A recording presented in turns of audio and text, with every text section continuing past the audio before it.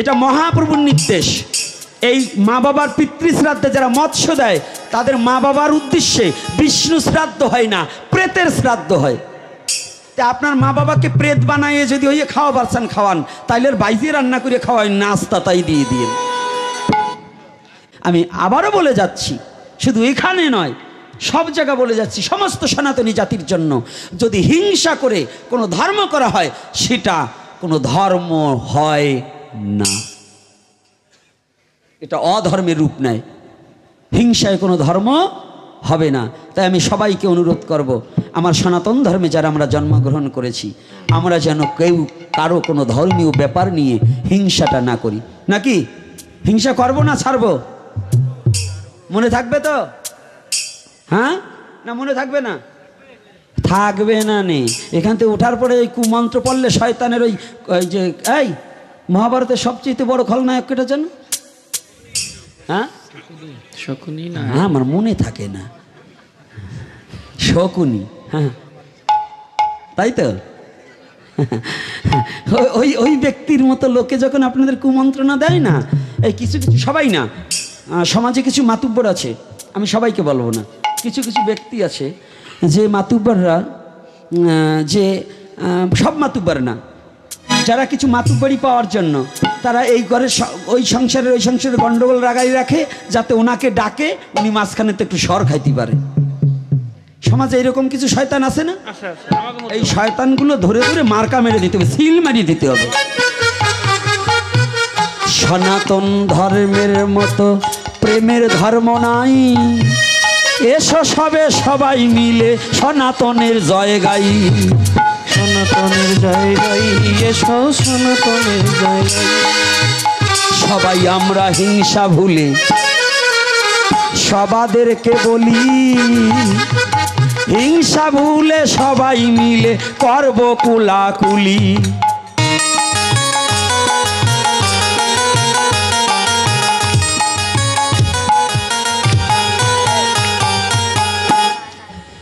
ধীরে ধীরে পিছন থেকে তোমরা সবে যাও, সন্মুখে তাই সামনে যাইও না। এই সীমান্ত সামনে না, পিছনে যাও, চলে পিছনের থেকে আসো আস্তে। মায়েরা কি টাকা চাইতে গেছে কি আর আপনার উঠে হাঁটা দিচ্ছেন? টাকা না থাকলে দেবেন না, বসে থাকুন। দক্ষিণার সময় হলেই উঠে হাঁটা দেয়, না থাকে না দেবেন, তবু উঠে হাঁটা দেবেন না, বসুন। ধীরে ধীরে সময় কিন্তু শেষ হয়ে যে আসে, তাই তো কিন্তু আলোচনা সংক্ষেপ করতে হবে।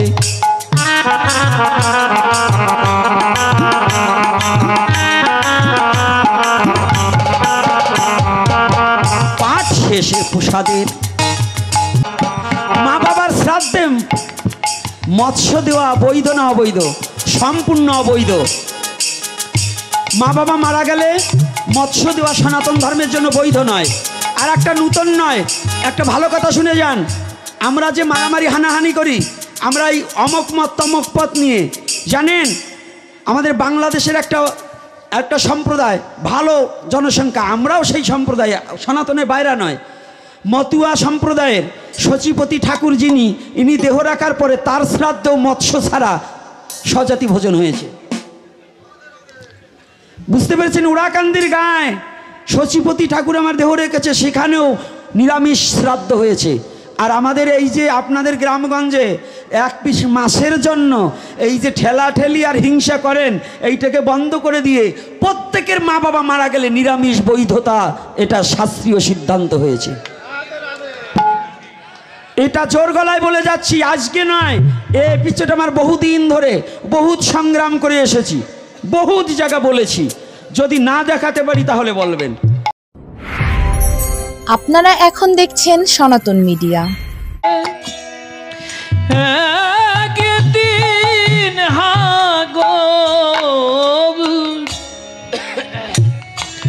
গৌর বলে ডাকার মতো আমি ডাকার মতো জীবনে একদিন ডাকি নাই রে। নরোত্তম দাস ঠাকুর মহাশয়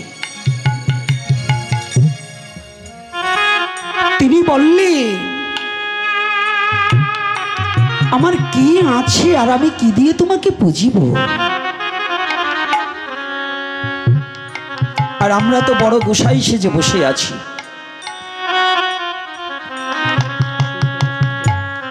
বড় বৈষ্ণব সেজে বসে আছি, কিন্তু জীবনে কি একটিবার ভেবে দেখেছি আমি ভগবানকে কতটা ভালোবাসতে পেরেছি? আমরা সকলে যে যেখানে বসে আছি বড় অহংকারের আসনে বসে আছি। অহংকারকে কখনো চূর্ণ করতে পারিনি, আজ অবধি অহংকারটাকে চূর্ণ করতে পারিনি, কিন্তু আমরা বড় ধার্মিক হয়ে বসে আছি। পাবন অবতারী শ্রীমান গৌরহরি এই প্রেমধন এই বাংলার মাটিতে বিতরণ করে দিলেন। প্রেমধন বাংলার মাটিতে বিতরণ করে দিলেন। তাহলে এই বাংলার মানুষ হচ্ছে প্রেমিক হতে হবে, তাই না? আর কি হতে হবে?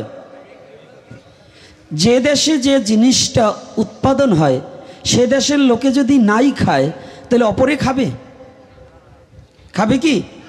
কিন্তু আমরা বাঙালি এখন কি হয়েছে জানেন? সাহেবের বাচ্চা হয়ে গেছি। বাঙালি সাহেবের বাচ্চা হয়ে গেছি, ইংরাজ হয়ে গেছি। বাঙালি এখন আর বাঙালি পোশাক, বাঙালি সংস্কৃতি, মহাপ্রভুর রাজ্য সংস্কৃতি এগুলো আমরা এখন ভালোবাসছি না। অনার্য ধর্মটাকে বিসর্জন দিয়ে অধর্ম নিয়ে নাচানাচি করছি। আমার কথাগুলো কিন্তু কষ্ট পেলেও আমি বলবো, যখন মহাপ্রভু বলার সুযোগ করে দিয়েছে বলতে তো হবে। এই পাবনাবতারী গৌরহরিকে এখন ভুলতে বসেছি। আমরা যতটা সিনেমার নায়ককে চিনি ততটা কিন্তু মহাপ্রভুকে চিনি না। চিনি ইদানিং আমাদের দেশের যে এই রাষ্ট্র পরিচালনা করবার জন্য প্রধান উপদেষ্টা যিনি ডক্টর ইউনূস, তাকে যা চিনি তাও মহাপ্রভুকে চিনি না, তাই না? এখন কারো কারো কাছে ভগবান বাদ দিয়ে উনি এখন ভগবান হয়ে বসে যাওয়ার কায়দা হয়েছে। তবে তা নয়, কৃষ্ণ ভুলি যেই জীব অনাদি বহির্মুখ, অত এবং মায়া তারে দেয় সংসার দুঃখ। জগতের পিতা কৃষ্ণ তাহে যে না ভজে বাপ, পিতৃদহি পাতকির হয় জন্মে জন্মে তা। ভুলে গেলে চলবে না তো, আর্য সংস্কৃতিটাকে ভুলে গেলে চলবে না। আমরা ভুলতে বসেছি। আমরা এখন সমস্ত কিছু ভুলে যাচ্ছি। কেমন করে সনাতনী জাতি এখন আর্য মহর্ষিদের পোশাককে পরিবর্তন করে এখন লুঙ্গি পরা দিচ্ছে, প্যান্ট পরা দিচ্ছে, কিন্তু ধুতি পরতে ভুলে গেছে। নারীরা সিঁদুর পরা ভুলে যাচ্ছে, যাচ্ছে না? শাড়ি বাদ দিয়ে এখন মেক্সি পরা দিছে। তাহলে কি ইংরাজ সমস্ত কিছু আমরা গ্রাস করছি, কিন্তু মহাপ্রভুর আদর্শ হরিনাম করতে দুহাত তুলতে লজ্জা লাগছে, বদনে হরি নাম করতে লজ্জা লাগছে, কিন্তু সিনেমার গান গাইতে লজ্জা লাগে না। চুল কয়টা পেকে গেছে, ওই পাকা বুড়ো কলপ লাগাইয়ে কাঁচা সাজতে লজ্জা করছে না, অথচ মন্দিরে গিয়ে প্রণাম করতে লজ্জা করছে। কি কষ্ট হচ্ছে নাকি আমার কথায়? এগুলো হচ্ছে কি না? ধর্ম সবাই ধার্মিক সাজছি, চুল রেখেছি, দাড়ি রেখেছি, মালা নিয়েছি, তিলক রেখে পরেছি, কেউ বৈষ্ণব সেজেছি, কেউ মতুয়া সেজেছি, কেউ ঋত্বিক সেজেছি, কেউ মহারাজ সেজেছি, কিন্তু মনের শয়তানি বুদ্ধিটাকে শতকরা 95 জন দূর করতে পারিনি। মনের মলিনতাটাকে দূর করতে পারিনি। তাহলে এই বিশ্ব জগতে যত অবতার পুরুষ এসেছে তার জন্য এসেছে না আমাদের জন্য এসেছে? কার জন্য? মানুষের জন্য এসেছে। পৃথিবীতে যত সৃষ্টি তার মধ্যে সমস্ত সৃষ্টি অন্যান্য বস্তু দিয়ে, কিন্তু এই মানব জাতি সৃষ্টি হয়েছে ভগবানের প্রেম সম্পদ দিয়ে। কোন সম্পদ দিয়ে? মানব জাতি কোন সম্পদের? প্রেমের। আদতে কি প্রেম আছে আমাদের মধ্যে? কথার উত্তর দিতে হবে। প্রেম আছে? তাহলে যদি বোঝেন নাই, তাহলে কেন প্রেম আপনাদের হৃদয়ে থাকে না? নাই যখন বলছেন, তাহলে আপনার বুঝার ক্ষমতা আছে। তাহলে কেন আমাদের মধ্যেই, যদি আপনারা শতকরা যদি 50 জন ব্যক্তির এই বুঝার ক্ষমতা থাকে যে আমার মধ্যে প্রেম নাই, প্রেম মানে কি? বিশ্ব জগৎটাকে আপন করে ভালোবেসে সৃষ্টিকর্তার স্মরণ করা, তাহাকে বলা হয় প্রেম। প্রেম এত চারটেখানি কথা নয়।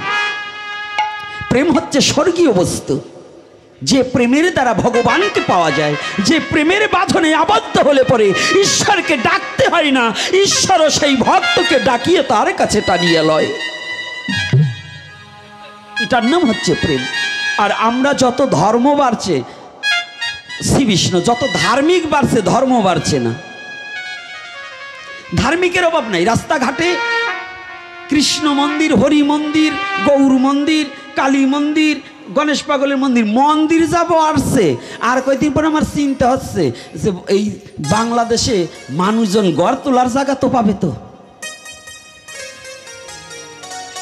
কারণ এগুলো একটাও মন্দির না, হিংসার মন্দির বেশি। ওরা একটা করছে, আমার একটা করতে হবে। কি বলুন? এই পাড়ায় একটা করছে, আর এক পাড়ায় আর একটা করতে হবে। এই কর্তারা কথা বলেন না কে? তাহলে এগুলো কি মন্দির না হিংসার মন্দির? এটা কি ভগবানের মন্দির? কথা বলে না।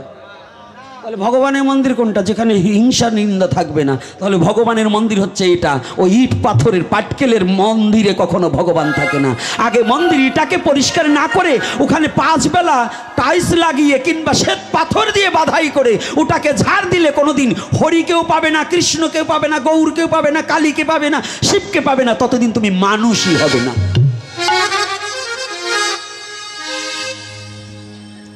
এটা প্রেমের মাটি, কিন্তু এখন প্রেম শেষ। এখন ক্রোধ, কাম, এটার মধ্য দিয়ে চলছে আমাদের সমাজ।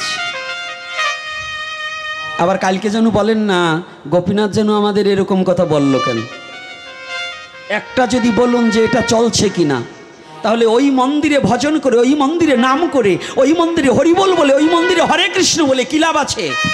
যদি তোমার শয়তানি বুদ্ধিটাকেই যদি পরিত্যাগ না করতে পারো। হিংসা, ভগবান তো কারো একার নয়। এজন্য দলাদলি করে যত মন্দির করা হয়, ওর একটাও মন্দির না, ওর চেয়ে আমার পায়খানা ভালো। হিংসা করে যে মন্দির করা হবে, ওই মন্দিরে কোনোদিন ভগবান, কোনো দেবতা থাকতে পারে না। আমার যদি ফাঁসি দেওয়ার ইচ্ছা থাকে, আমাকে ফাঁসি দেখ, আমি যে কথাটা বলছি। কারণ হিংসার মন্দিরে কোনোদিন ভগবান থাকতে পারে না। অহিংসা পরম ধর্ম। যতদিন পর্যন্ত এই হিংসার আশ্রয় নিয়ে মঠ, মন্দির, আশ্রম যাহা কিছু করা হোক, তাহাতে কোনোদিন সত্যিকারের কোনো সাধু বসবাস করতে পারবে না। আর সেখানে তার বাস্তব প্রমাণ কি জানেন? বৃন্দাবনের নাম শুনলেই তো একেবারে লাফালাফি করে পড়েন। টাকা দুটো হইলেই বৃন্দাবনের, তাই সে কয় আমি বৃন্দাবন ঘুরিয়ে এসেছি, আমি 1 মাস ছিলাম। ভক্ত কোনোদিন 1 মাস থাকে? ভক্ত বৃন্দাবনে একবার গেলে সারা জীবন বৃন্দাবনেই থাকে, সে বৃন্দাবন থেকে কখনো পরিত্যাগ হয় না। আর উনি 1 মাস ছিল, সে গল্প দেয় আমি 1 মাস ছিলাম। ওই বৃন্দাবনের রাধাকুণ্ডের একটু ঘটনা শুনেন। ওই বৃন্দাবনের রাধাকুণ্ডে বড় পণ্ডিত বাবাজি মহারাজ শ্যামসুন্দর দাস বাবা, যাকে বড় পণ্ডিতজি বললে এবং বড় পণ্ডিতজি বাবা মহারাজ বললে সকলে ব্রজের মাঝে চেনে না এমন কোনো ব্যক্তি নেই। এত বড় পণ্ডিত, তার সামনে কথা বলার মতো যোগ্যতা ব্রজে এখনো খুব কম আছে। দেখুন কাকে বলে ত্যাগ, কাকে বলে সাধু, আর কাকে বলে মন্দির। রাধাকুণ্ডের মতো পবিত্র স্থানে সেখানে একটা হিংসার প্রকোপ জুটলেন। কে মহন্ত হবে? ওই রাধাকুণ্ডটার মহন্ত কে হবে? এ নিয়ে সাধুদের মধ্যে একটা ঘোরপাক খাচ্ছে। তো কেউ দায়িত্ব নিচ্ছে না। হঠাৎ করে সবাই বড় বাবাজির উপরে দায়িত্ব দিয়েছে। বড় বাবাজি বললেন, শোনো, তোমাদের এই দ্বন্দ্ব মাত্র আমি এখানে থাকতে পারি কত জানো? আমাকে 1-1.5 মাসের জন্য এখানে রাখতে পারো। এই 1-1.5 মাসের জন্য তোমরা দায়িত্ব দিয়েছো, এটা 1-1.5 মাসের পরে কিন্তু আমাকে এই দায়িত্ব আমি নেব না, আমি পারবো না। তোমরা একটু শান্ত হয়ে তোমরা পরিবেশ সৃষ্টি করো। বড় বাবাজি কিছুদিন কাটাতে লাগলেন। বড় বাবাজি দেখলেন এই মহন্ত হওয়ার জন্য মরিয়া হয়ে ছুটছে কত কত সাধুজন। কতজন এই মহন্ত হওয়ার জন্য ভজনকে পরিত্যাগ করে শুধু দলাদলি করছে, দল বাড়াচ্ছে। তুমি আমার পক্ষ হয়ে কথা বলবে, তুমি আমাকে সাপোর্ট করবে, এইরকম যখন দলাদলি হচ্ছে, বড় মহন্ত বাবাজি বললেন, মহন্ত সে কে জানুন? যার মোহ হইতে অন্ত হয়েছে, মানে মোহটা হৃদয় থেকে দূরীভূত হয়ে গেছে, তিনি হচ্ছে মহন্ত। মহন্ত একটু চারটেখানি কথা না, মোহ যার অন্ত হয়েছে তিনি হয়েছে মহন্ত। তাই যাদের এই মোহ আছে, এই গদি পাওয়ার লোভ আছে, যাদের এখানকার মহারাজ হওয়ার ইচ্ছা আছে, এটা তো এক প্রকারের মোহ।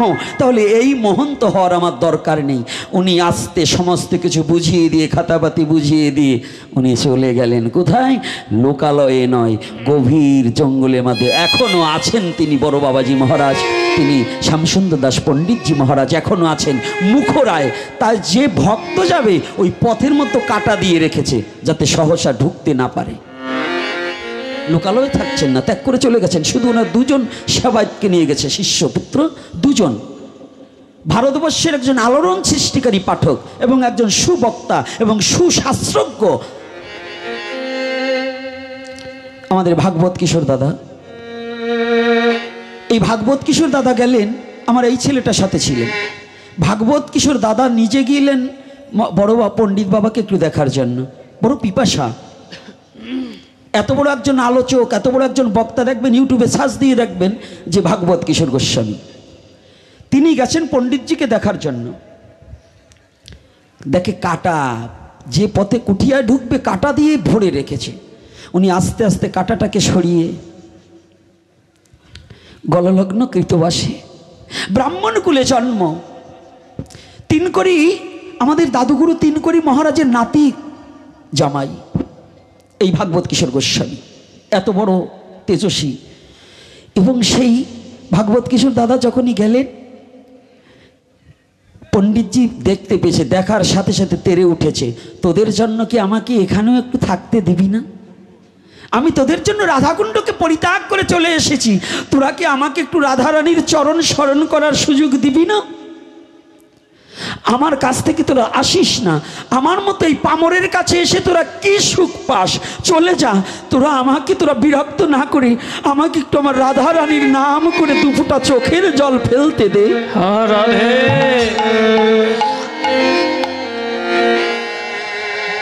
আমাকে একটু রাধা বলে আমাকে দুফোঁটা চোখের জল ফেলতে সুযোগ করে দে। তোরা আসিস না, কেন আসিস? আমাকে বিরক্ত করে তোদের কি আনন্দ পাস জানিস?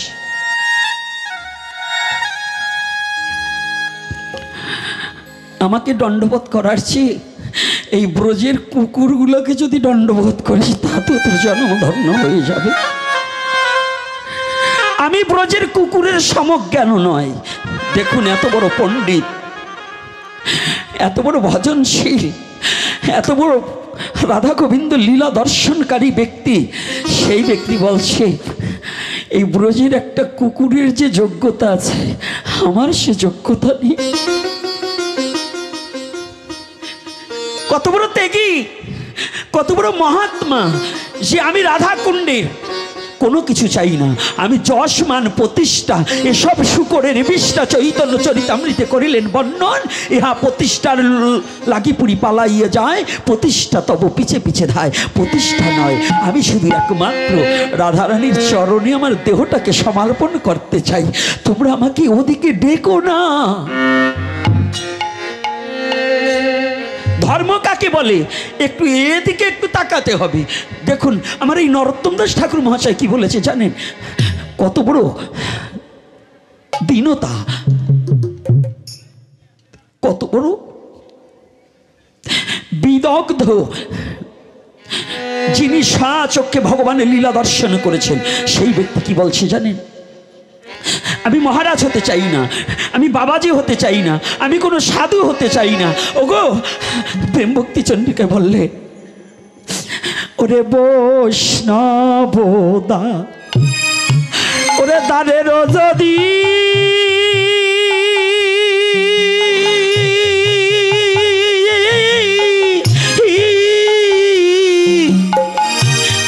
ওরে আমি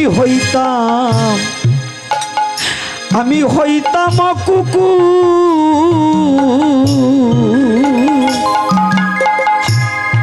ওরে প্রসাদ দিয়ে তরাই তো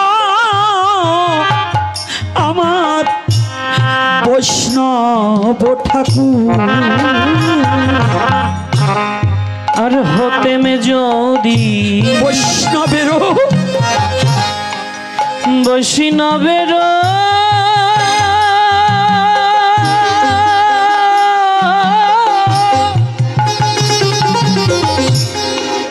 আমি দরের আমি দরের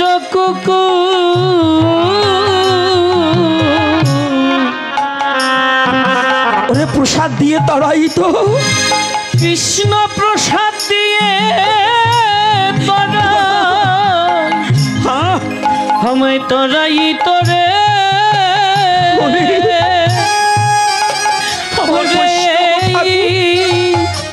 বৈষ্ণব বৈষ্ণব ঠাকুর আবুজ মনরি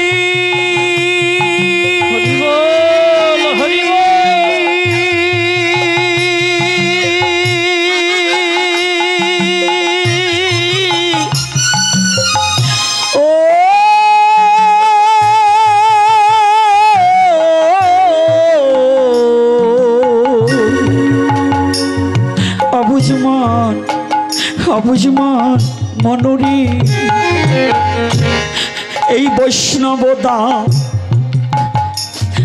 ওরে তারের যদি রে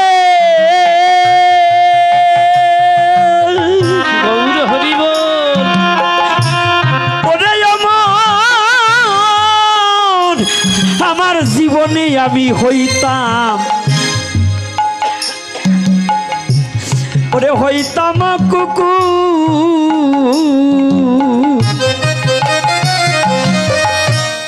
ওরে প্রসাদ দিয়ে তরাই তোরে ওরে আমায় বৈষ্ণব ঠাকুর রে অবুঝ মন রে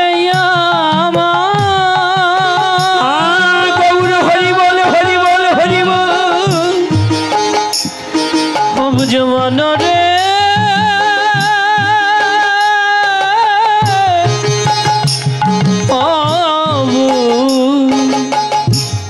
অবুঝ মন রে মন রে বৈষ্ণব তারের যদি আমি বৈষ্ণবের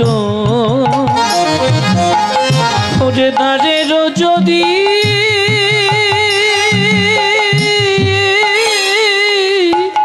হইতাম কুকুর, আমি হইতাম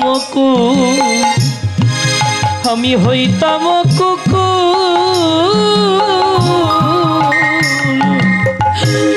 প্রসাদ দিয়ে তরাই তো হরে কৃষ্ণ প্রসাদ দিয়ে হরে তরাই তোরে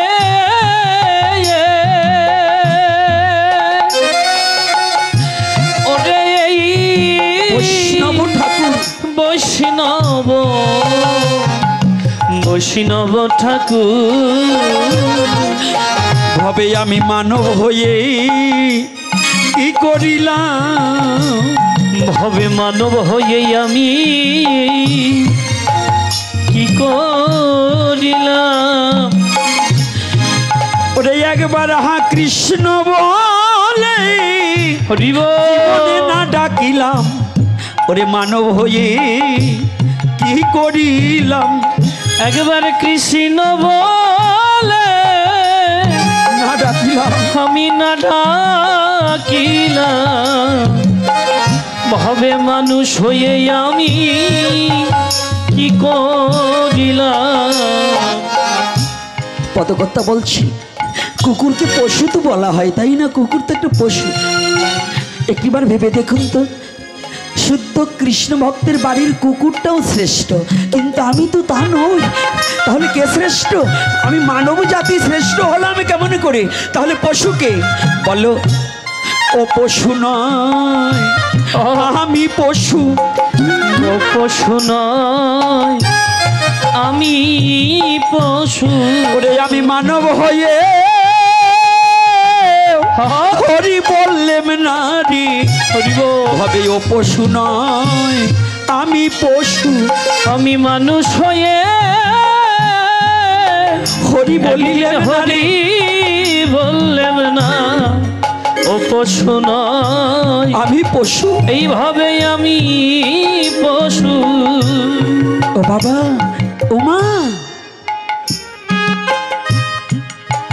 এ বিশ্ব জগতে অহংকার যতদিন পর্যন্ত থাকে, যতদিন পর্যন্ত হিংসার লেশ থাকে, ততদিন পর্যন্ত মানুষ হওয়া যায় না। ধার্মিক তো দূরের কথা, মানুষই হওয়া যায় না।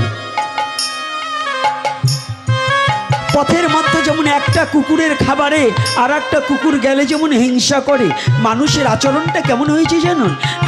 দেখবেন বাজারে যদি একটা কুকুর আর একটা কুকুরের সাথে মারামারি করে না, আরো 10টা কুকুর এসে চতুর্দিকে শুধু ঘোরে আর ডাকাডাকি করে, আরো 50টা কুকুর এসে যাবে, কিন্তু কেউ কাউকে ছাড়ায় না।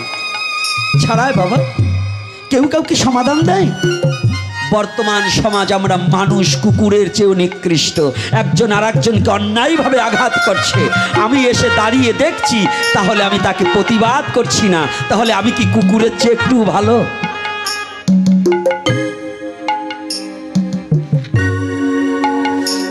কি বাবা বলুন? হচ্ছে এখানে এখন মারামারি বাজবে, কি কথা নিয়ে বেজেছে? মারামারি একচেট হয়ে যাবে, কিন্তু এতগুলো লোক কেউ কাউকে ঠেকাবে না, কেউ কাউকে ধরবে না। কে কার অন্যায় এটা বিচার করবে না, দলগত ভাব হবে। কি ও আমার দলের লোক, অন্যায় করেছে, কি হয়েছে? আমার দলের তো লোক। যারা এই দলগত ভাব নিয়ে মারামারি ঠেলাঠেলি সমাজকে দুভাগ করতে চাই, যারা সমাজকে নষ্ট করতে চাই, সনাতন ধর্মকে নষ্ট করতে চাই, আমি বলে যেতে চাই তারা কোনোদিন মানুষ নয়, তারা পশুর। দেহটা মানুষের মতো, কিন্তু আচরণটা ঠিক পশুর মতোই হয়ে গেল। রাধে রাধে। কষ্ট লাগছে না তো? হ্যাঁ, মিথ্যা কথা বলা হচ্ছে, এগুলো কি মিথ্যা? তাহলে আগে কি প্রয়োজন? আগে প্রেম প্রতিষ্ঠার প্রয়োজন। যতদিন পর্যন্ত তোমার হৃদয় মাঝে প্রেম প্রতিষ্ঠা না হবে, ততদিন পর্যন্ত তুমি ধার্মিক নই। প্রেমটা কেমন?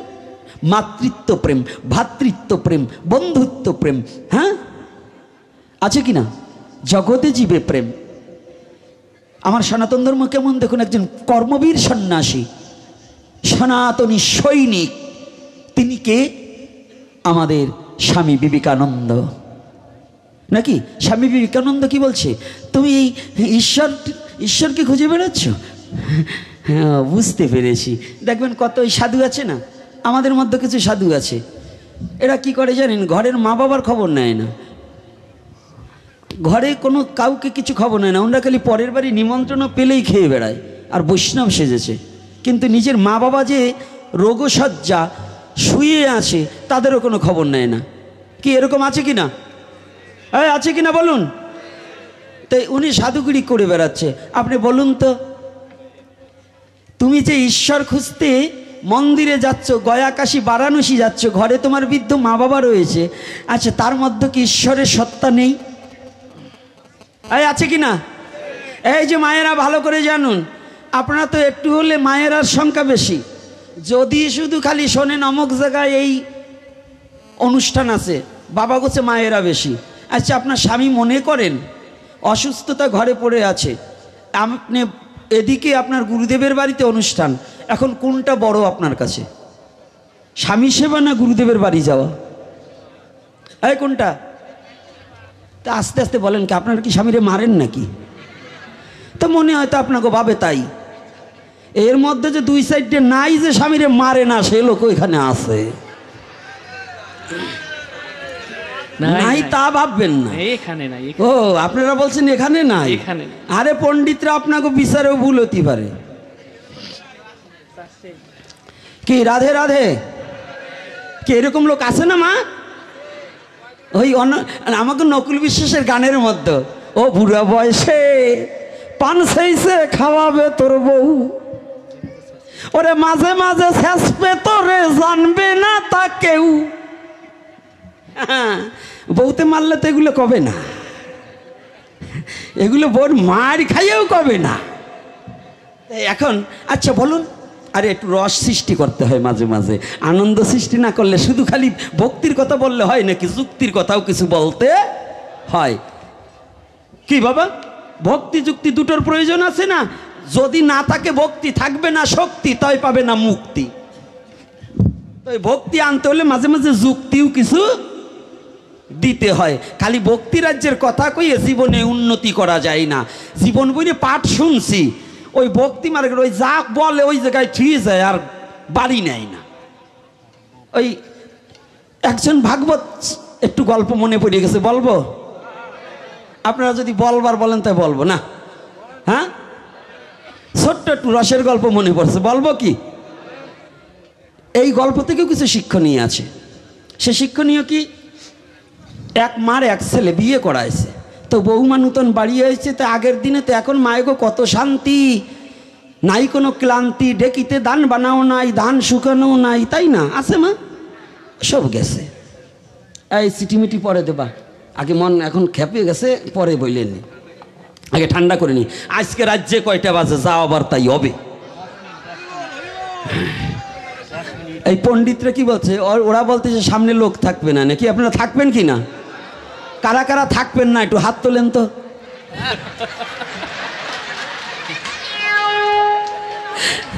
রাধে রাধে, দেখছেন মনের কথা বাইরেই যায় কিভাবে।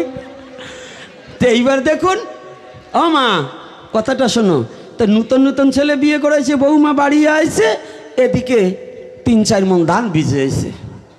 তো পাশের পাড়ায় ভাগবত পাঠ, যেমন বাংলাদেশের মধ্যে আমার বিল্লমঙ্গল বাবা যদি আসে, একটু কাজ ফেলেও যাইতে ইচ্ছে করে। আর এই হনুমানটাকে যদি দেখবার, মানে এই যে আমার মতো এই গোপীনাথের মতো এই মুখ পোড়া হনুমানটাকে দেখতে কিন্তু অনেকে ইচ্ছে না, অনিচ্ছেও তবু আসে। কিন্তু আমার বিল্লমঙ্গল বাবা যদি আসে, ভক্তির সহিত কাজ ফেলেও একটু যাইতে ইচ্ছে করে। কারণ এই বাংলাদেশের মধ্যে অনপিস ভক্তি মার্গের কথার মধ্য দিয়ে।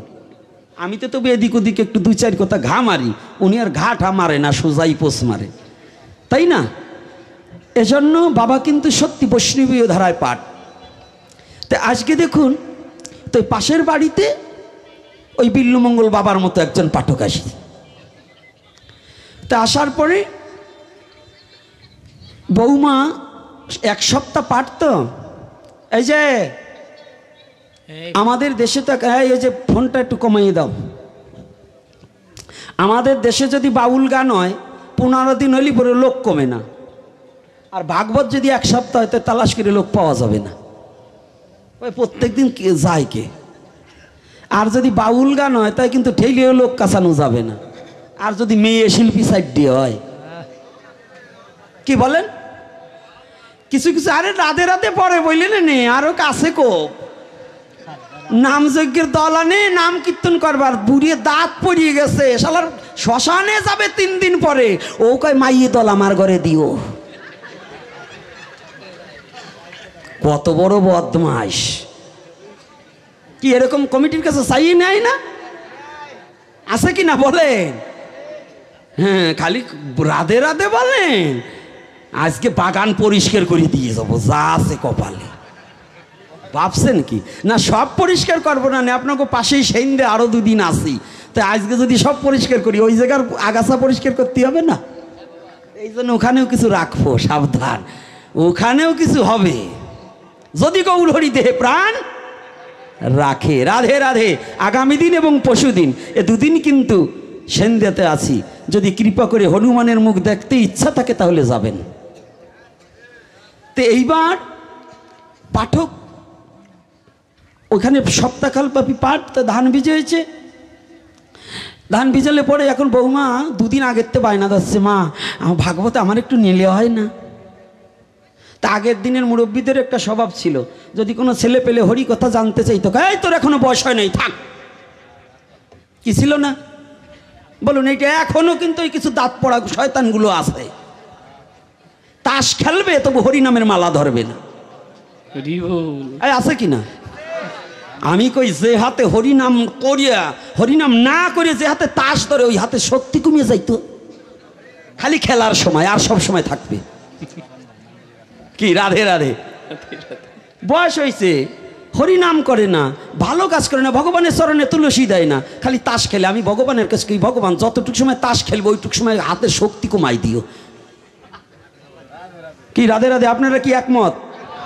হ্যাঁ, যে কয়টা খেলতে রে এই তাস ওকে ফাইটি যাচ্ছে, যদি সত্যি শক্তি কমিয়ে যায় তাই তাস খেলবা না কেমনি?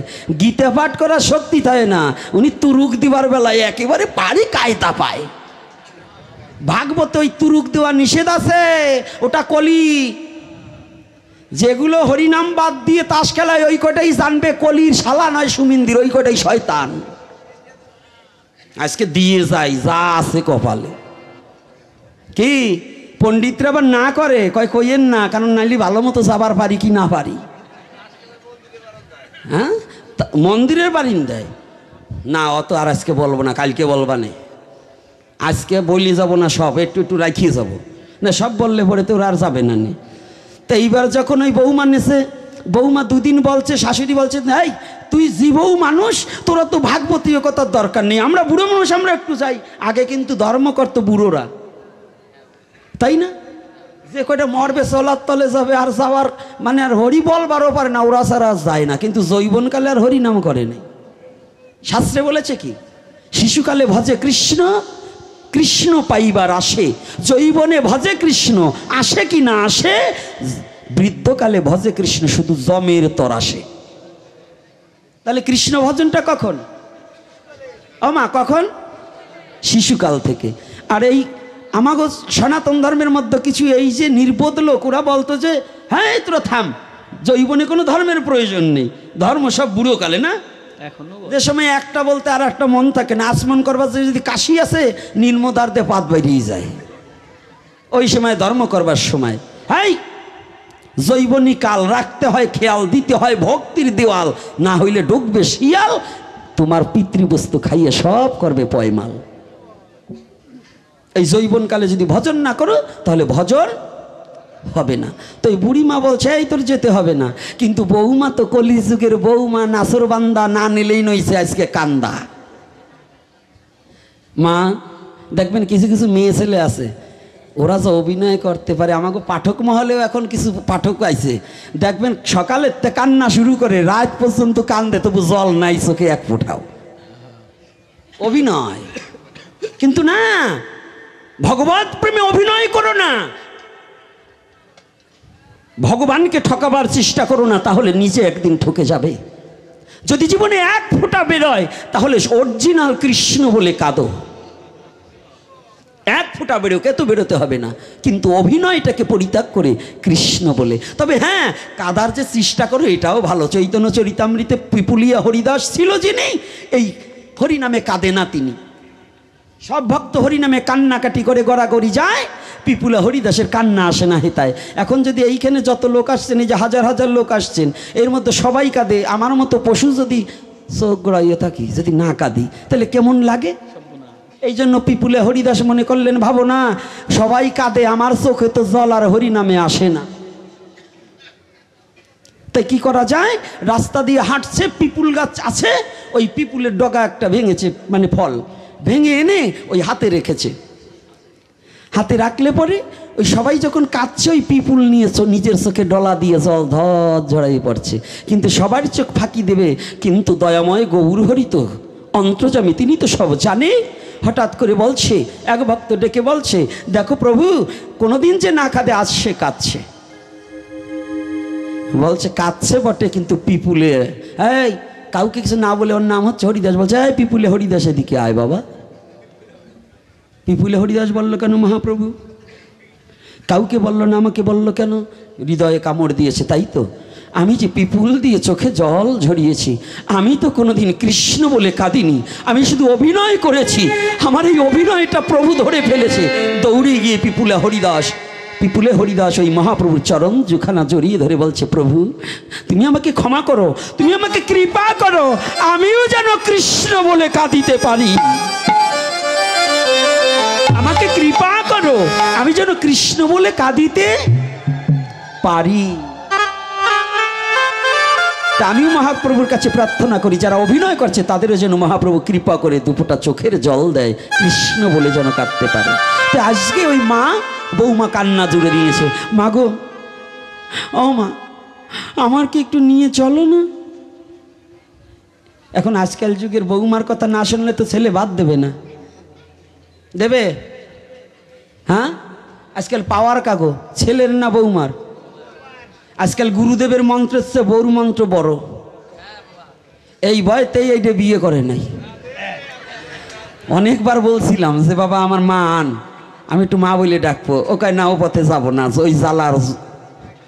হ্যাঁ, কায়দা হয়েছে না, মানে ও বসতে পারছে। যাক, তো এইবার দেখুন গুরুদেবের মন্ত্র ফেল মারিয়ে যায়, একমাত্র বৌর মন্ত্র যদি কোনো বউ পাগল ছেলে হয়। আছে নাই দলে? না না, মনে হয় এই জায়গায় বউ পাগল কেউ নাই। বউর কথায় মারে মারতে যায়, বাবারে মারে, কি এরকম আছে না? হ্যাঁ, হরমজাদা, তোরে 10 মাস 10 দিন রক্ত চুষে কি বউর রক্ত খেয়েছিলি না মার রক্ত খেয়েছিলি? কার রক্ত খেয়েছিলি? আর আজকে বউয়ের কথায় তুই মাকে যন্ত্রণা দিচ্ছিস। এ ব্যাপারে একটু পরে আসছি, গল্পটাকে বলে আসি, তারপরে বলবানি।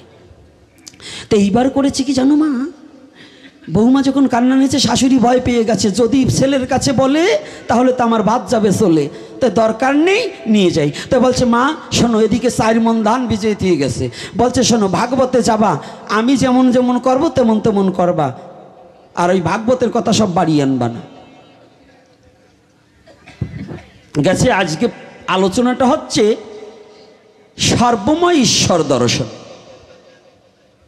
সর্বময়, তো আলোচনার মধ্যে ভাগবত বক্তা বলছে যত্র জীব তত্র শিব, জীব সেবাই শিব সেবা, সেবার সময় কাউকে তাড়াতে নেই। আর ওই ঈশ্বর পরমাত্মা রূপে প্রতিটা জীবের মধ্যেই বিরাজমান করেছে। তো ওই শাশুড়ি যাইয়ে আসল পাইতে একবারে সামনে যাইয়ে বসে, তো বৌমা তো নতুন মানুষ, একটু পিছনে বসিছে। তাই বসার পরে বাড়ি চলে আসে, শেষ রাত্রে উঠে ধান সিদ্ধ করছে, 4 মণ ধান আঙিনায় নেড়ে দিয়েছে। তা আগের দিনে তো হিন্দুরা আবার সার গরু মা বাবার নামে ধর্মের সার ছাড়তো, তাই না?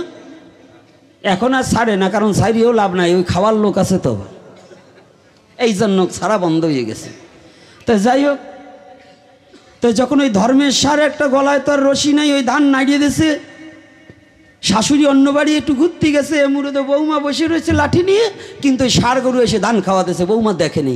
যখন হঠাৎ করে তাকাইয়ে দেখতে পায় গরুতে প্রায় 1 মণ ধান খাইয়ে ফেলাইছে, সবার করি ফেলছে। এখনই মনে মনে চিন্তা করে ওই ভাগবতের কথা মনে পড়ে যায়, যে ভাগবত বক্তা বলছে যত্র জীব তত্র শিব, কোনো জীব সেবার সময় তাকে তাড়াতে নাই, ওই জীবের মধ্যেই পরমাত্মা রূপে অনাদিরাদি গোবিন্দ বিরাজমান রয়। এই কথা মনে পড়ে যায়, এই জন্য লাঠি হাতে করজোরে দাঁড়াইয়ে রয়, কিন্তু ষাঁড় গরুকে তাড়ায় নাই। এদিকে ধান প্রায় 2.5 মণ খাইয়ে ফেলছে। গল্পের ধান তো তাড়াতাড়ি খায়। তো এইবার যখন এই ধান 2.5 মণ খেয়ে ফেলছে, এদিকে শাশুড়ি মাও বাড়ি আইছে। শাশুড়ি মা যখন বাড়ি ঢুকেছে, হঠাৎ করে দেখতে পায় লাঠি হাতে বৌমা দাঁড়াই রয় করজোরে, কিন্তু গরু তাড়ায় না।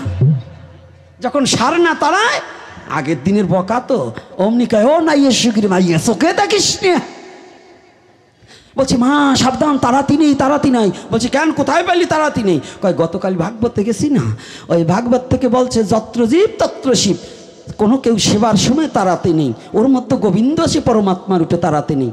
কয় এই জন্যই তো তোরে ভাগবতে নিবার চাই নেই। বলছে কেন? কয় তুই দেখিস নেই আমি প্রতিদিন ভাগবতে যাই, সবার আগে আসল পাইতে বসি, তারপরে ওই বক্তা যা বলে সব আসলের ভিতর ঢুকাই। বলছে তারপরে? কয় আসবার সময় যাইরি জিরে থুয়েছি, ওরে একটাও বাড়ি আনি না। একটাও বাড়ি আনি না, কারণ বাড়ি আনলেই তোর মতো আমার দান খাওয়াতে হবে। তা আমরা তো ভাগবতীয় কথা, হরি কথা, লীলা কীর্তন সব শুনি, বাড়ি কি নেই?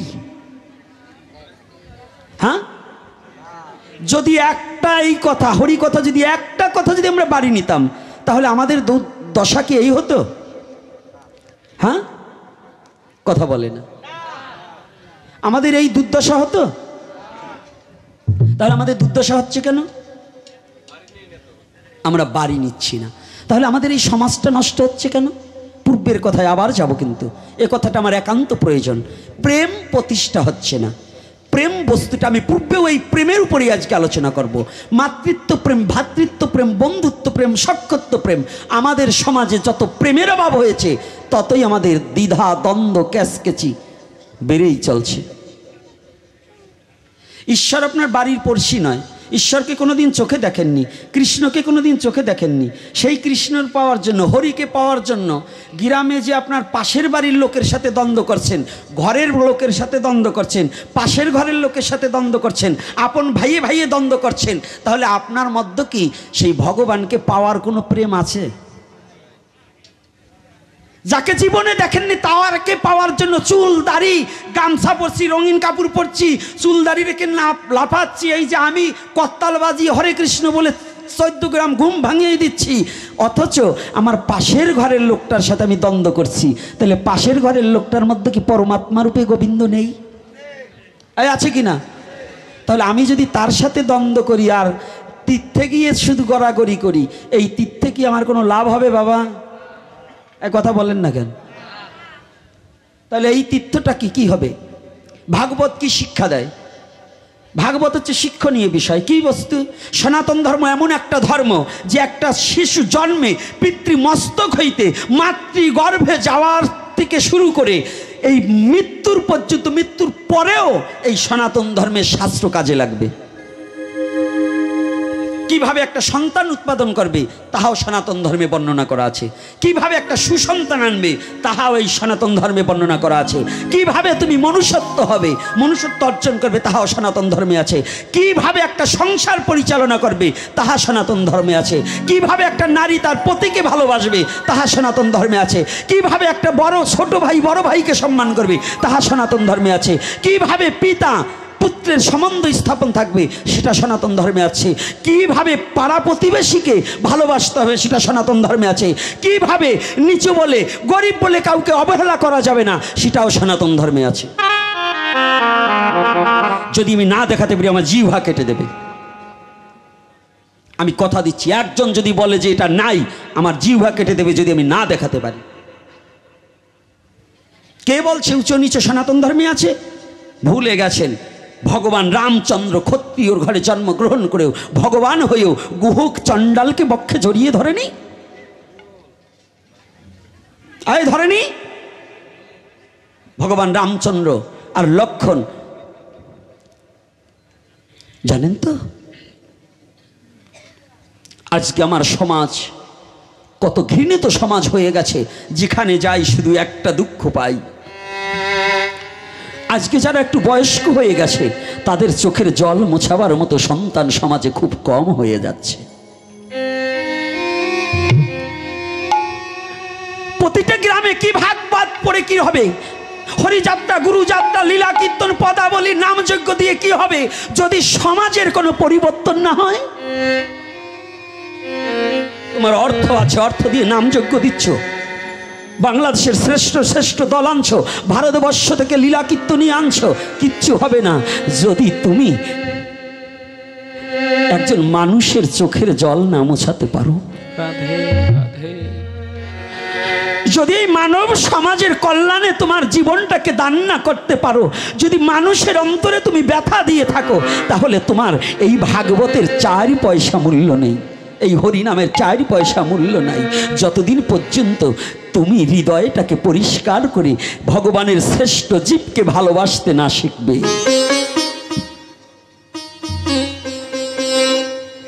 তুমি সেদিনে মানুষ হবে যেদিন তুমি একজন মানুষ হয়ে আর একজন মানুষের চোখের জল মুছিয়ে দিতে পারবে। প্রতিটা গ্রামে যাচ্ছি, এই বাংলাদেশে আপনাদের এই হতভাগা এই কুলাঙ্গার যত দেশে এবং যত গ্রামে ঢুকছে, অন্যান্য পাঠক এত গ্রামে ঢুকছে না, কিন্তু প্রত্যেকটা জায়গা গেলেই একটা শুধু আওয়াজ আসে, বাবা এই কপাল নিয়ে আসছি। কেন? বলছে ঠিক মতো দুটো খাবার পাই, খাবার দুটো দেয়, কিন্তু কুকুর বিড়ালেও তো ভাত খায়, কিন্তু আমার সন্তান আমাকে সেই কুকুর বিড়ালের মতো একটু যত্ন করে খাবার দেয় না। তখন খুব অন্তরটা কাঁদে, খুব দুঃখ, খুব বেদনা লাগে। ধর্ম এত বেড়ে চলছে, তো ধার্মিক গুলো গেল কোথায়? এ ধর্ম কোথায় প্রয়োগ হচ্ছে? এত হরিনাম, এত কিছু হচ্ছে, এগুলো কোথায় প্রয়োগ হচ্ছে? যদি ঘরের মা বাবাকেও ঠিক মতো খেতে দিচ্ছে না। আপনি দেখুন কত চমৎকার শিক্ষা রামায়ণে। পিতার বাক্য রক্ষা করতে ভগবান হয়েও 14 বছরের বনবাসে গিয়েছে ভগবান রামচন্দ্র। ভুলে গেলেন? হে সনাতনী সমাজ, ভুলে গেলে? এই রামচরিত্রটাকে একটু অনুভূতির জগতে নিলে পরে কেকইকে যেদিন বিবাহ করতে যায়, বর চেয়েছিল, দুটো বর চেয়েছিলেন, কিন্তু সমস্ত আগেও এই লীলা কেন করেছে? আপনাদেরকে বুঝাবার জন্য যে সব জায়গায় একটা শয়তান থাকবে। ওই শয়তান হিসেবে দাসী রূপে মন্থরা যেদিন এসেছিল, মন্থরা বলেছিল কে কই এখন বর চাইসনি, বল যে এই বর দুটো আমার যখন প্রয়োজন হবে চেয়ে নেব। দেখুন একটু বলবো, আলোচনাটা কি আর একটু করবো, কারণ একটু দেরি করে এসেছি তো, আপনাদেরকে একটু না পুষিয়ে দিলে আপনারা কষ্ট পাবেন, এই জন্য এতটুকু আলোচনা করছি, না হলে এখনই বন্ধ করে দিতাম, সময়টা হয়ে গেছে। কিন্তু তার মধ্যেও আজকে ভালো লাগছে যে একেবারে নীরবতা পালন করছেন। চৌরিবাড়ির স্টেজটা ভালো লাগছে যে নীরবতা পালন করে হরিকথা আস্বাদন করছে, এটাই খুব আনন্দের বিষয়। তা আজকে আপনারা জানেন, সংক্ষিপ্ত সেরে দিচ্ছি, দুটো বর চেলেন। কি বর? যেদিন রামচন্দ্রের অভিষেক হয়ে যাবে, অভিষেকের জন্য সমস্ত জায়গায় নিমন্ত্রণ করলেন। মন্থরা গিয়ে বললেন কই আরে আমি দাসী তোর বটে, কিন্তু বয়সে তো আমি তোর বড়, তাই আজকে কিন্তু সুযোগ এসেছে সেই বর দুটো চেয়ে নেওয়ার। বলছে কি? বলছে মহারাজকে যে বর দুটো তুই বিবাহর সময় চেয়েছিলি, সেই বর দুটো আজকে পূর্ণ করবি। আরে তুই যদি আজকে দেখ রামচন্দ্রের অভিষেক হবে, যদি রামচন্দ্র রাজা হয় তুই তো রাজমাতা হতে পারবি না রে, তোর ভরতকে রাজা করাতে হবে। তা আজকে দুটো বর চেয়ে নে, এক বরে ভরত রাজা হবে, অন্য বরে রাম 14 বছরের বনবাসে যাবে। যা চেয়ে নে। রামচন্দ্রের অভিষেকের জন্য, রাজ অভিষেকের জন্য যখন আয়োজন করেছে, এই মুহূর্তে কই গিয়ে দশরথকে মহারাজ মহারাজ, মানে শয়তান মানুষের কিন্তু একটু মিষ্টি কথা থাকে। শয়তান যেগুলো, ওরা দেখবেন কথায় এমন ভুলাবে যা সমাজ, শয়তানের কিন্তু দুষ্ট লোকের মিষ্টি কথা থাকে নাকি? তে আজকে যে বলছে মহারাজ মহারাজ, হ্যাঁ রানী তুমি অন্তপুর থেকে কি হেতু এই রাজপ্রাসাদে? আমি এসেছি, আপনার সাথে আমার কথা আছে। কি? আমি যে দুটো বর চেয়েছিলাম, আজ আমার সেই বর দুটোকে পূর্ণ করতে হবে।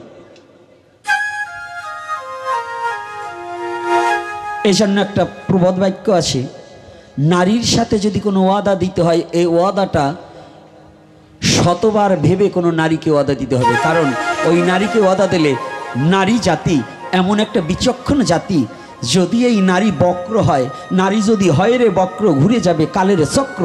এই নারী এমন একটা জাতি, এই নারী স্বর্গের সিঁড়ি, এই নারী নরকের দ্বার।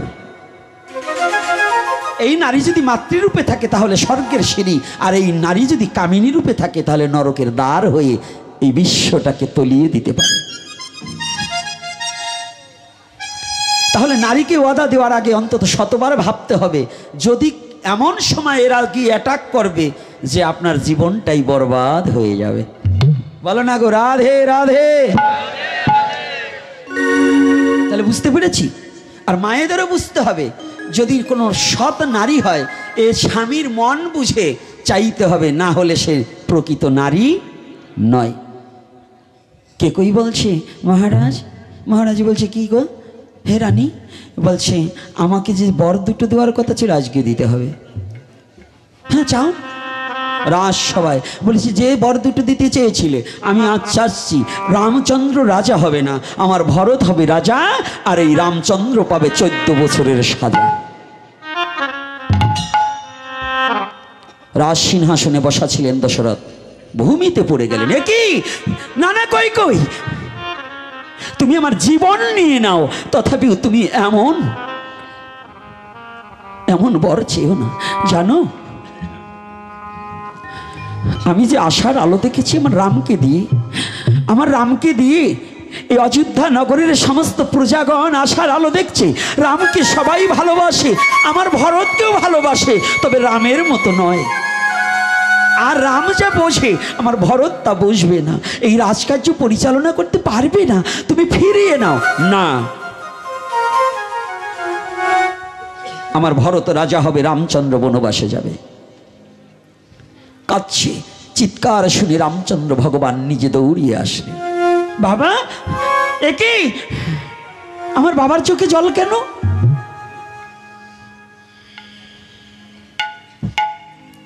ভগবান হয়ে, হে মনুষ্য জাতি, একটু অনুভূতির জগতে নেন। আজকের এই কথাটা একটু হৃদয় দিয়ে শ্রবণ করার চেষ্টা করুন, মনের দুয়ারটা খুলে দিয়ে এই কথাটা একটু শ্রবণ করুন। ভগবান দশরথকে জড়িয়ে ধরে বলছে, বাবা এ কি? তোমার চোখে জল কেন বাবা? তুমি কাঁদছো কেন এই আনন্দের দিনে? রাম,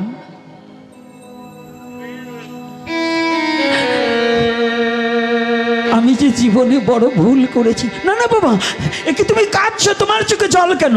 নিজের উত্তর দিয়ে জল মুছিয়ে দিচ্ছে। কেন তুমি বলো? পুত্র সম্মুখে থেকে পিতার চোখে জল কখনো মানায় না। পুত্র হয়ে কেন তুমি আমাকে প্রার্থনা করে এনেছো একমাত্র তোমার চোখের জল মুছিয়ে দেওয়ার জন্য? কেন তুমি কাঁদছো বাবা? তুমি বলো, আমি কি কোনো অপরাধ করেছি তোমার চরণে? না রাম, অপরাধটাই আমি করেছি। আজ নারীর কুমন্ত্রণায় আজ আমি তোমার মতো রামকে হারাতে বসেছি।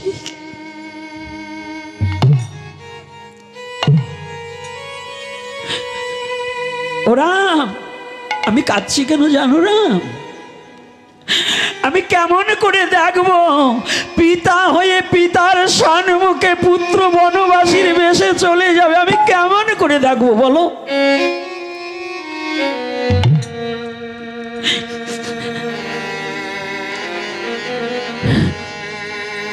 রাম, এই জগতে সর্বপ্রথম তুমি আমাকে বাবা বলে ডেকেছো। জগতে তো কেউ আমাকে বাবা বলে ডাকার কেউ ছিল না, তুমি তো আমাকে বাবা বলে ডেকেছো। আমি কাঁদছি এ কারণে, তোমার মতো পুত্রকে আমি বনবাসী কেন বাবা? হ্যাঁ, প্রজারা বলছে মহারাজকে তোমার বিমাতা। প্রজাদের বদনে শুনলেন সমস্ত কথা। রামচন্দ্র অট্ট হাসি দিয়ে বলছে, বাবা এজন্য তুমি কাঁদছো? আমি বলছি না পুত্র সম্মুখে থেকে পিতা কখনো কাঁদতে পারে না, এজন্য কাঁদছো? আমাকে বনবাসের জন্য? আমার পিতার জন্য যদি আমার 14 বছর নয় 14,000 বছরে যদি বনবাসে থাকতে হয় আমি সেজন্য প্রস্তুত হয়ে যাব।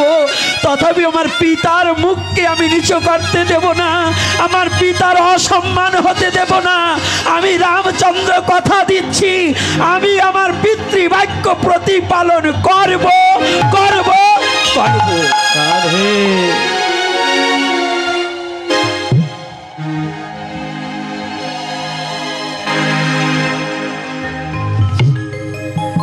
আমার পিতৃবাক্য আমি রক্ষা রক্ষা করব। হ্যাঁ, পিতা বলে দিন আমার মাকে আমি 14 বছরের বনবাসে চলে যাব। মা যদি সন্তুষ্ট থাকে, ও তো মা, বিমাতা হোক আর যাই হোক, সে তো মা। মা যদি সন্তানকে বনবাসে দিয়ে সুখে থাকতে পারে, আমি চাই সেটাই।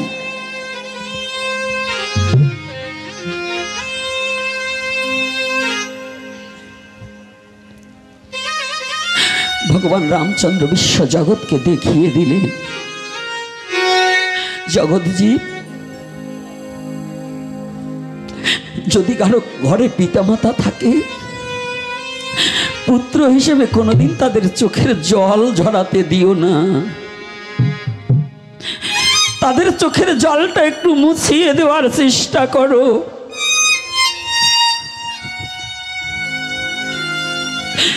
যে পিতামাতা বিশ্ব জগতে তোমাকে এনেছে, আর তাকে তুমি কষ্ট দিয়ে জগতে তুমি সুখ পেতে চাও, কোনোদিন পাবে না, কোনোদিন জীবনে পাবে না। আর আজ আমাদের সমাজে মা বাবা কাঁদছে। একদিন ভুলে গেলে তোমরা যে মা তোমাকে কোলে নিয়ে নগরে নগরে কেঁদে বেড়াতো। একজন ডাকছে, দিদি তুই কাঁদছিস কেন? জানো, আমার খোকা এখন ভাত খাচ্ছে না, আজকে 2 দিন হয়ে গেল আমার খোকা কিছু খাচ্ছে না, কেঁদে বেড়ায়। যে মা তুমি ভাত খাচ্ছ না বলে কেঁদে বেড়াচ্ছে, কেঁদে বেড়াইয়েছিল, আর আজ সেই মা কেঁদে বেড়ায় এ বাড়ি ও বাড়ি। যে খোকা খায় না বলে কেঁদেছিল, আজকে সেই মা কাঁদে সেই খোকা মা বাবাকে ভাত দেয় না বলে। ওরে নিষ্ঠুর সমাজ, ওরে নিষ্ঠুর মনুষ্য জাতি, ভুলে গেলে সেই মা বাবাকে। পদকর্তা পিছনে থেকে বললেন, কি বললেন?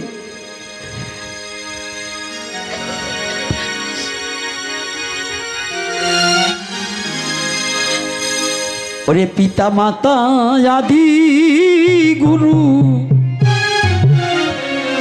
আমি আগে বুঝি নাই,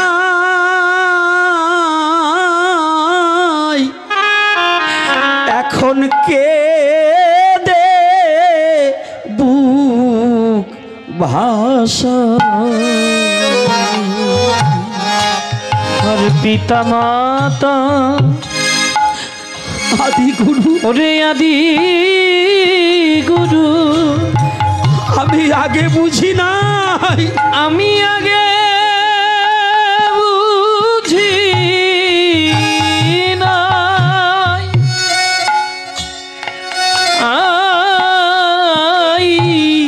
এখন কেঁদে বুক ভাষা। এখন কে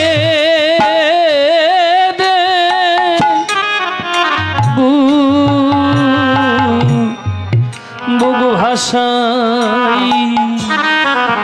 ওরে পিতা মাতার ওরে সেবা হলে আমার প্রাণ গোবিন্দের দেখা, ওরে দেখা মিলে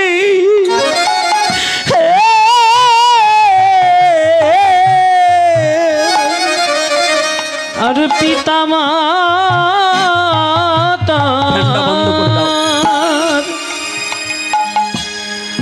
হরে কৃপা হলো।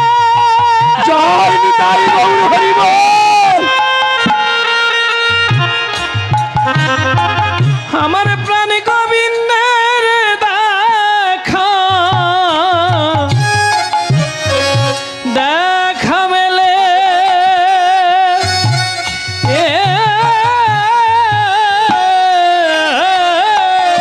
ওরে ও সেই পিতা মাতার চরণ আমি আগে থেকে পূজা করি না, ও ও সেই পিতা মাতার চরণ একদিন পূজা করি না। এখন কে দে ভাষাই পিতা মাতা আদি গুরু, ওরে আদি গুরু একদিন ভেবে দেখি নাই, একদিন ভেবে দেখি না এখন কে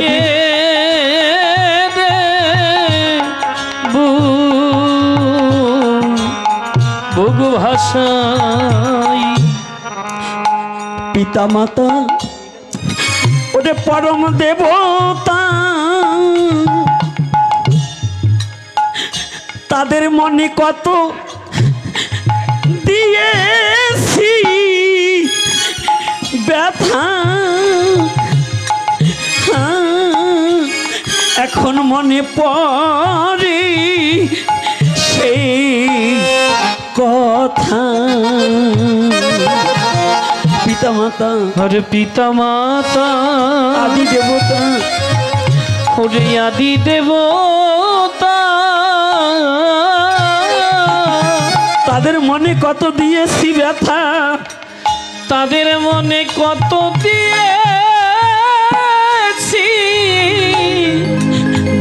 ব্যথা, দিয়েছি ব্যথা এখন মনে পড়ে সেই কথা। ওরে এখনো মনে পড়ে সেই কথা। আর পিতা মাতা জীবের আদি দেবতা, ওরে তাদের মনে কত দিয়েছি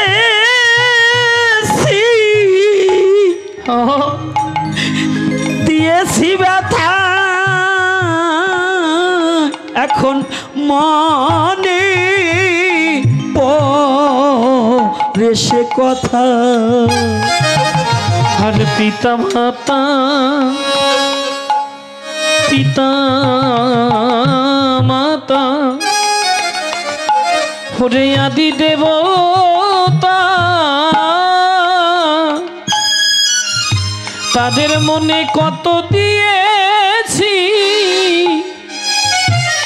দিয়েছি ব্যথা, এখনো মনে পড়ে সে কথা। ওরে মাতা পিতা ওরে আদর করে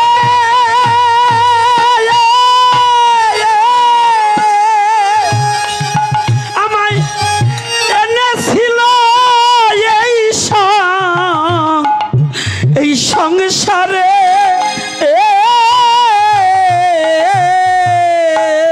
আর মাতা পিতা আদর করি ওরে আদর করে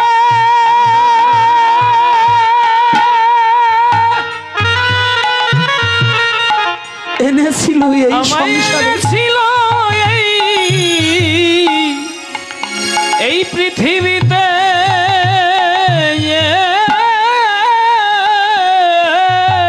ওরে ও সেই পিতা মাতার জন্যই আমি আজ কিছু করি নাই, ও সেই পিতা মাতার জন্য আমি কিছু করি নাই। এখন কে দে ভাষাই। আর পিতা মাতা আদি গুরু ওরে আদি গুরু আমি আগে বুঝি নাই, আমি আগে বুঝি নাই, এখন কে দেব বুগু ভাষায়। আমার এ জীবনের ওরে সব সাধনা ভুল, ওই মা বাবার ওই যুগল চরণ কেবল মূল, তাদের চরণে একদিন দেই নাই দুটি ফুল। আর আমার সব সাধনা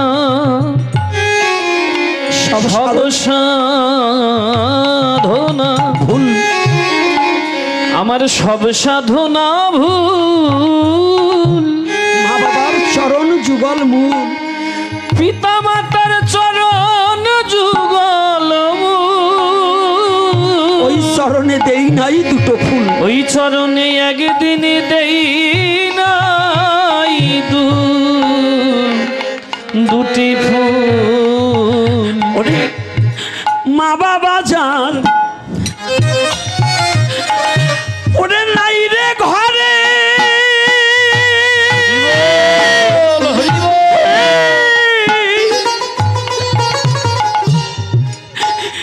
এইভাবে তার মতো আর দুঃখী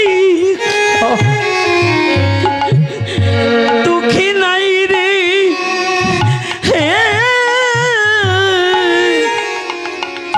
আর মা বাবা যার ওরে নাই রে ঘরে,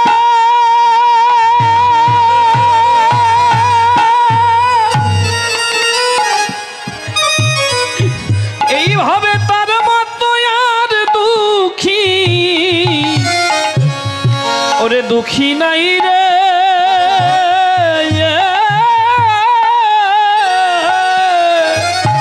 ওরে ভাবে মা বাবা যা ওরে নাই রে ঘরে,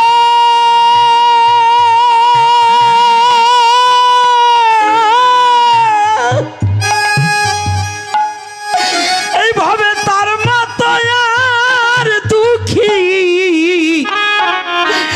দুঃখী নাই রে।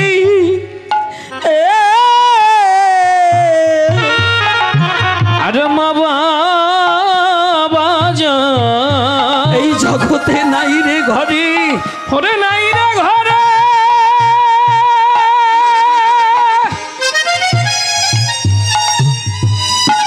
এইভাবে তার মতন আর দুঃখী দুঃখী নাই রে।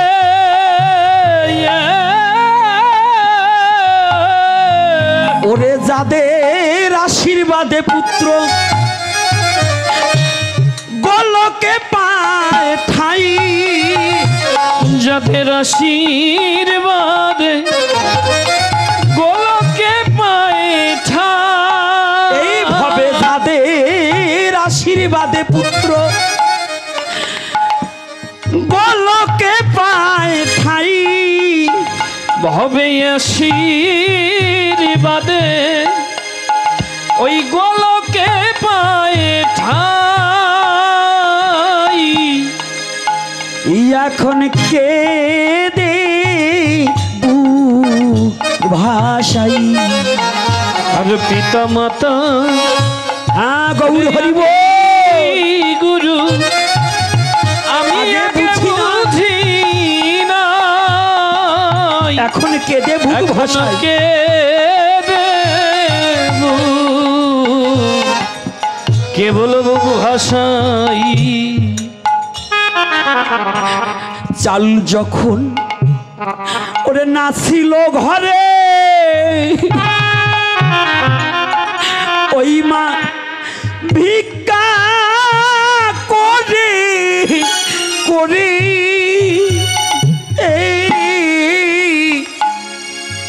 খাওয়া তো আনিয়া আমারে। আর চাল যখন নাছিল ঘরে, ঘুরে নাছিল ঘরে, ওই মা ভিক্ষা করে করে মা ভিক্ষা করে করে আনিয়া খাওয়াতো মরে। ওরে আনিয়া খাওয়া তো মোরে। ওরে সেই মা বাবাকে ওরে দূরে ফেলে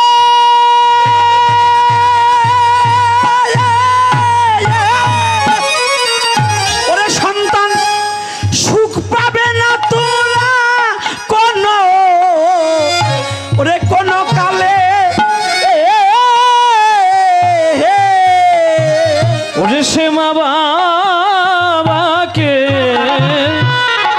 দূরে ফেলে ওরে দূরে ঠেলে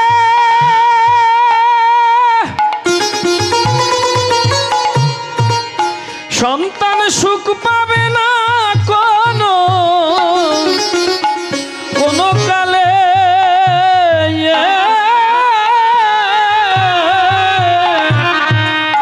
ওরে ও সেই মা বাবার সেবায় অশোকের ভাগ্যে নাই। সে মা বাবার সেবা অশোকের ভাগ্যে না। ওরে ও সেই মা বাবার সেবা অশোকের ভাগ্যে নাই। সে মা বাবার সেবা অশোকের ভাগ্যে নাই। এখন কে দে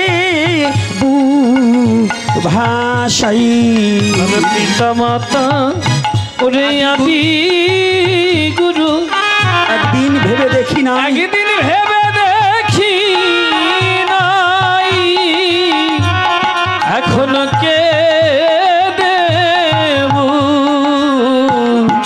বুক ভাষাই। বাবা তুমি কেঁদো না, আমি তোমার বাক্য প্রতিপালন করব। অন্তপুরে গিয়েছে মাকে। এদিকে যখনই শুনতে পেয়েছে কৌশল্যা জননী যে আমার রাম বনবাসে যাবে, ধুলায় দোষারিত অবস্থায় কান্না করছে। রামচন্দ্র গিয়ে বলছে, মা ও মা তুমি কাঁদছো কেন? সবে মাত্র 14টা বছর, তো সবে মাত্র 14টা বছর,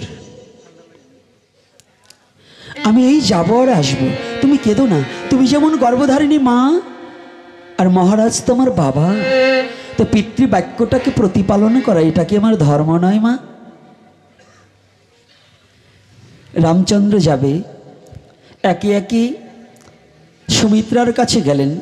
সুমিত্রা বললেন, রাম আর লক্ষ্মণের মধ্যে যে ভ্রাতৃত্ব প্রেম, এই প্রেমটা যদি নষ্ট হয়ে যায় আমি পুত্র হিসেবে রেখে দিতে পারবো। কিন্তু রামচন্দ্র যখন সুমিত্রাকে প্রণাম করলেন, সুমিত্রাকে প্রণাম করে যখন রওনা দিয়েছে, বলছে, রাম দাঁড়াও বাবা।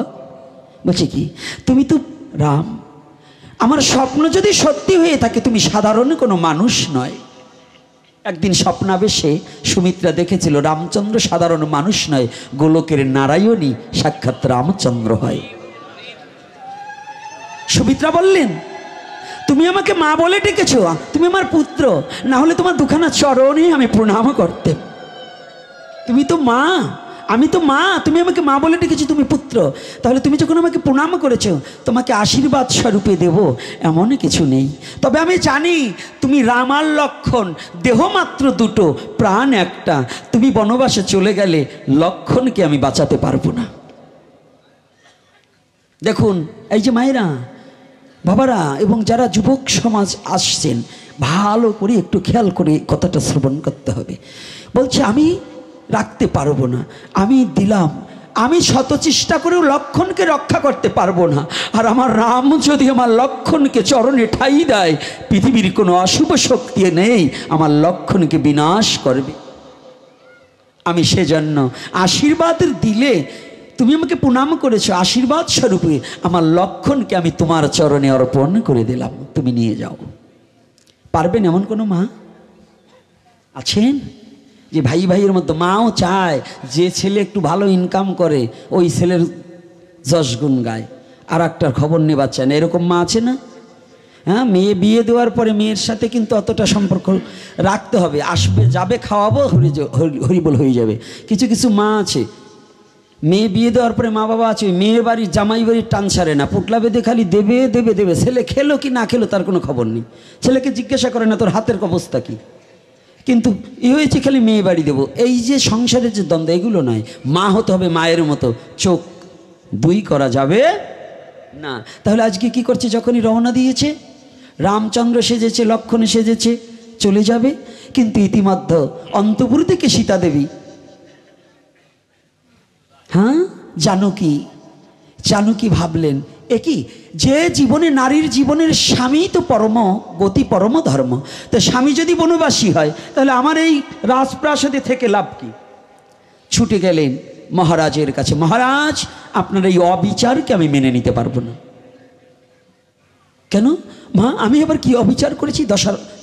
দশরথকে বললেন, হ্যাঁ মহারাজ আপনার এই অবিচারকে আমি মেনে নিতে পারবো না। সীতা দেবী বললেন কেন? বলছে পতির যে গতি সতীরও তো সে গতি হয়। তাহলে আমার পতি যদি 14 বছরের বনবাসে যায়, আমি চাই না এই রাজপ্রাসাদে বসে থাকতে, আমার পতির চরণ সেবার নিমিত্তে আমি চলে যাব। রামচন্দ্রকে বনবাসের কথা শুনে যতটা কাতর না হয়েছে দশরথ, তাহার চেয়ে সীতা যখন গিয়ে বললেন আরো বেশি ভেঙে পড়লেন, আমি লক্ষ্মী ছাড়া হয়ে যাব, আমার রাজ্যে কোনো লক্ষ্মী থাকবে না।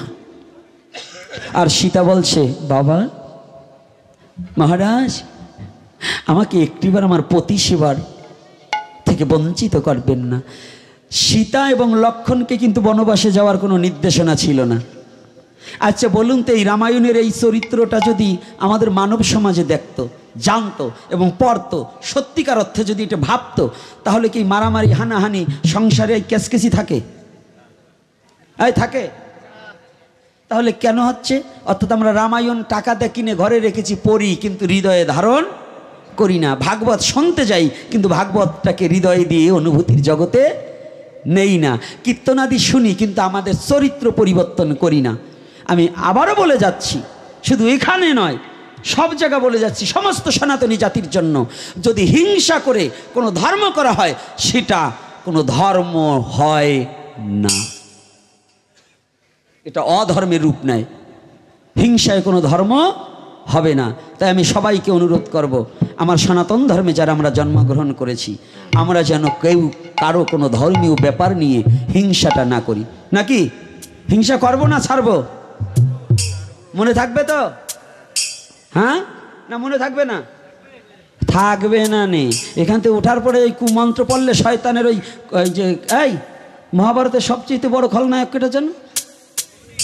হ্যাঁ শকুনি না, আমার মনে থাকে না, শকুনি। হ্যাঁ তাই তো।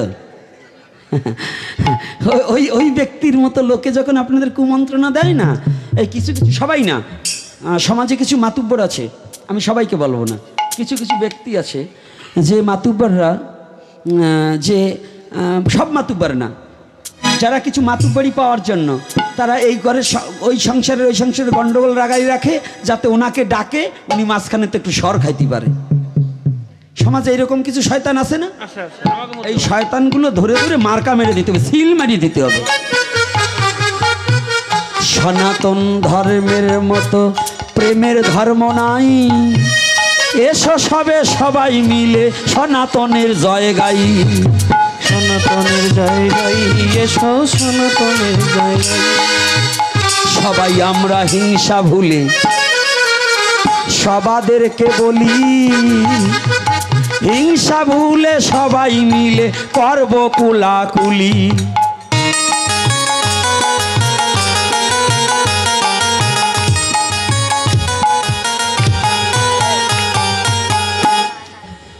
ধীরে ধীরে পিছন থেকে তোমরা সবে যাও, সন্মুখে তাই সামনে যাইও না। সীমান্ত সামনে না, পিছনে যাও, চলে পিছনের থেকে আসো আস্তে। মায়েরা কি টাকা চাইতে গেছে কি আর আপনার উঠে হাঁটা দিচ্ছেন? টাকা না থাকলে দেবেন না, বসে থাকুন। দক্ষিণার সময় হলেই উঠে হাঁটা দেয়, না থাকে না দেবেন, তবু উঠে হাঁটা দেবেন না, বসুন। ধীরে ধীরে সময় কিন্তু শেষ হয়ে যে আসে, তাই তো কিন্তু আলোচনা সংক্ষেপ করতে হবে।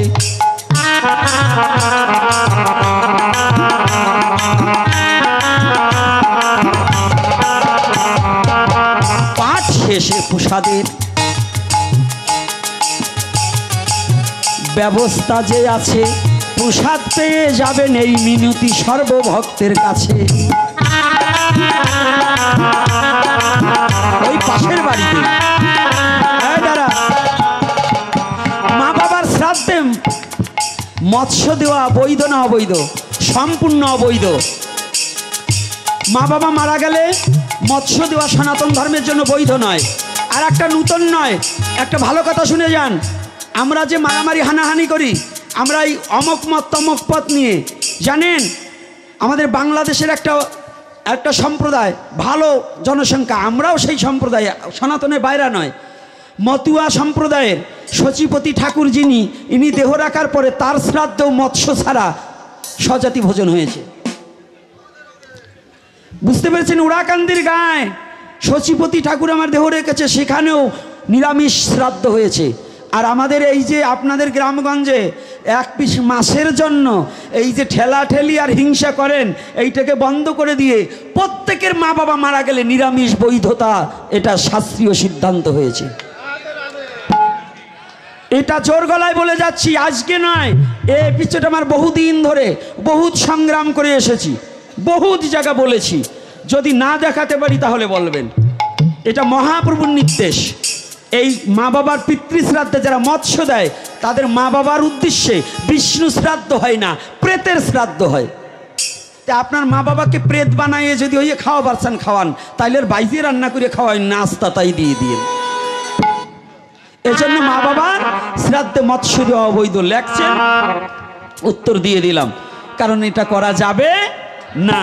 তাহলে আমরা কি করব? সনাতনের বিধিবিধান মানিয়া লইব, হা কৃষ্ণ বলে গড়াগড়ি যাব।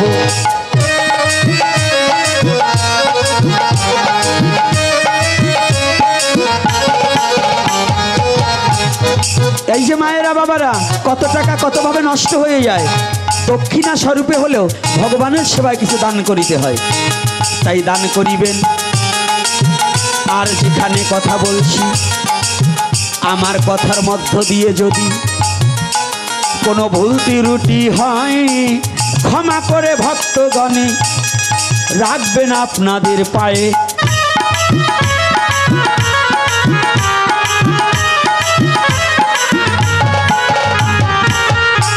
তাই ধীরে ধীরে বসে থাকবেন যত ভক্তগণ, একটু পরে হবে কিন্তু আনন্দ কীর্তন।